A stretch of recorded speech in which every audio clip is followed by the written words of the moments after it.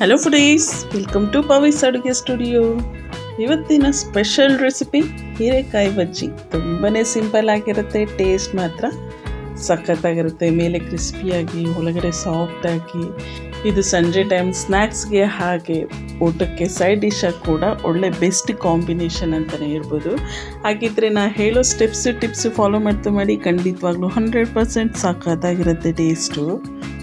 ಇಲ್ಲಿ ನಾನು ಹೀರೆಕಾಯಿ ತೊಗೊಂಡಿದ್ದೀನಿ. ತುಂಬಾ ಬಲ್ತಿಲ್ಲ, ಹಾಗೆ ತುಂಬ ಎಳೆಯಾಗೂ ಇಲ್ಲ, ಮೀಡಿಯಮ್ ಆಗಿದೆ ಇದು.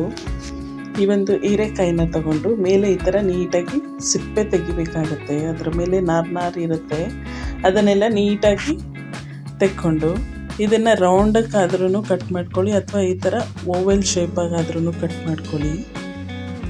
ಈ ಥರ ಪೂರ್ತಿಯಾಗಿ ಕಟ್ ಮಾಡ್ಕೊತಾ ಇದ್ದೀನಿ. ಹಾಗಿದ್ರೆ ಇದೇ ಫಸ್ಟ್ ಟೈಮ್ ನೀವು ನನ್ನ ಚಾನಲ್ನ ನೋಡ್ತಿರೋದಾದರೆ ಪ್ಲೀಸ್ ಒಂದ್ಸಲ ಸಬ್ಸ್ಕ್ರೈಬ್ ಮಾಡ್ಕೊಳ್ಳಿ. ಹಾಗೆ ಪಕ್ಕದಲ್ಲಿ ಬರ್ತಕ್ಕಂಥ ಬೆಲ್ ಐಕನ್ನು ಕ್ಲಿಕ್ ಮಾಡಿ.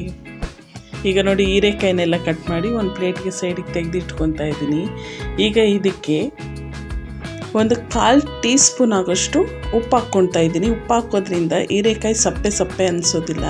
ಹಾಗಾಗಿ ಈ ಟೈಮಲ್ಲಿ ಒಂದು ಸ್ವಲ್ಪ ನೀವು ತಗೊಳ್ಳೋ ಕ್ವಾಂಟಿಟಿ ಮೇಲೆ ಡಿಪೆಂಡ್ ಆಗುತ್ತೆ. ನಾನು ತಗೊಂಡಿರೋ ಒಂದು ಹೀರೆಕಾಯಿಗೆ ನಾನು 1/4 ಟೀ ಸ್ಪೂನ್ ಆಗೋಷ್ಟು ಉಪ್ಪು ಹಾಕಿ ಚೆನ್ನಾಗಿ ಮಿಕ್ಸ್ ಮಾಡಿ ಒಂದು 10 ನಿಮಿಷ ಸೈಡ್ಗೆ ಇಡ್ತಾಯಿದ್ವಿ. ಈಗ ಒಂದು ಬೌಲಿಗೆ 1 ಕಪ್ ಆಗೋಷ್ಟು ಕಡಲೆ ಹಿಟ್ಟು, ಹಾಗೆ 1/4 ಕಪ್ ಆಗೋಷ್ಟು ಅಕ್ಕಿ ಹಿಟ್ಟು, ಹಾಗೆ 1 ಸ್ಪೂನ್ ಆಗೋಷ್ಟು ಖಾರದ ಪುಡಿ ಹಾಕ್ಕೊತಾ ಇದ್ದೀನಿ. ನೀವು ನಿಮ್ಮ ಮನೆ ಖಾರಕ್ಕೆ ಎಷ್ಟು ಬೇಕೋ ಅಷ್ಟು ಖಾರದ ಪುಡಿ ಹಾಕ್ಕೊಳ್ಳಿ. ಹಾಗೆ ಒಂದು ಅರ್ಧ ಟೀ ಸ್ಪೂನ್ ಆಗೋಷ್ಟು ಉಪ್ಪು ಹಾಕ್ಕೊತಾ ಇದ್ದೀನಿ. ನಾನು ಮೊದಲೇ ಹೀರೆಕಾಯಿಗೆ ಉಪ್ಪು ಹಾಕಿರೋದ್ರಿಂದ ಹಿಟ್ಟಿಗೆ ನೋಡ್ಕೊಂಡು ಉಪ್ಪು ಹಾಕ್ಕೊಳ್ಳಿ. ಹಾಗೆ ಒಂದು 1/4 ಟೀ ಸ್ಪೂನ್ ಆಗೋಷ್ಟು ಗರಂ ಮಸಾಲ, ಒಂದು 1/4 ಟೀ ಸ್ಪೂನ್ ಆಗೋಷ್ಟು ಧನಿಯಾ ಪೌಡರು, ಅರ್ಧ ಸ್ಪೂನ್ ಆಗೋಷ್ಟು ಶುಂಠಿ ಬೆಳ್ಳುಳ್ಳಿ ಪೇಸ್ಟು, ಹಾಗೆ ಒಂದು 1/4 ಟೀ ಸ್ಪೂನ್ಗಿಂತನೂ ಕಡಿಮೆ ಅಡುಗೆ ಸೋಡಾ ಹಾಕ್ಕೊಂಡು ಮೊದಲಿಗೆ ಒಂದು ಸ್ವಲ್ಪ ಚೆನ್ನಾಗಿ ಮಿಕ್ಸ್ ಮಾಡಿ, ಆಮೇಲೆ ಕನ್ಸಿಸ್ಟೆನ್ಸಿ ಚೆಕ್ ಮಾಡ್ಕೊಂಡು ಸ್ವಲ್ಪ ನೀರು ಹಾಕ್ಕೊಂಡು ಕಲಿಸ್ಕೊಬೇಕಾಗುತ್ತೆ. ಗಂಟಿಲ್ಲದೆ ಈ ಥರ ನೀಟಾಗಿ ಮಿಕ್ಸ್ ಮಾಡ್ಕೊಬೇಕಾಗತ್ತೆ. ಒಟ್ಟಿಗೆ ನೀರು ಹಾಕ್ಲಿಕ್ಕೆ ಹೋಗ್ಬೇಡಿ, ತೆಳುವಾಗುತ್ತೆ. ತೆಳುವಾದರೆ ಚೆನ್ನಾಗಿರೋದಿಲ್ಲ, ಬಜ್ಜಿನೂ ಚೆನ್ನಾಗಿ ಬರೋದಿಲ್ಲ. ನೋಡಿ, ಈ ಥರ ಸ್ವಲ್ಪ ನೀರು ಹಾಕ್ಕೊಂಡು ಈ ಕನ್ಸಿಸ್ಟೆನ್ಸಿ ಬರೋ ತನಕ ಚೆನ್ನಾಗಿ ಮಿಕ್ಸ್ ಮಾಡ್ಕೊಬೇಕಾಗತ್ತೆ.